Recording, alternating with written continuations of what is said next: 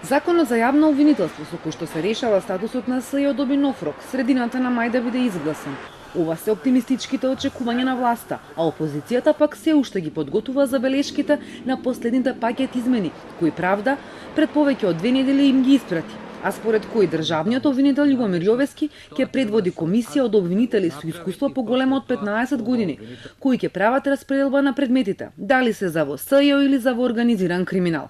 Власта и опозицијата се воздржани во откривање на детали, но се најавуваат конкретни чекори по изборите.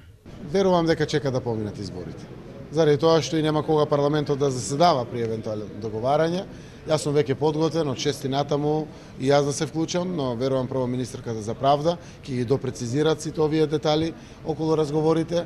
Целта ако можеме до 10 и 15 да завршиме било добро, заради тоа што извештајот на Европската комисија се затвара. Се уште нема компромис помеѓу двата преговарачки тима и дека се уште се работи на анализи и додатни преговори. Очигледно е дека волја постои кај двата тима да се изнајде решение односно кое што би било заклучно со европските теркови и во дискрециони рамки се преговара и се разговара и се работи.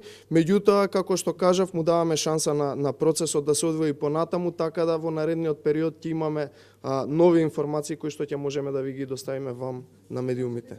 Државниот обвинител Љубомир Јовески е подготвен да формира комисија со искусни обвинители доколку се донесе такво законско решение, но вели за ова се информирал од медиумите бидејќи не учествува во преговорите.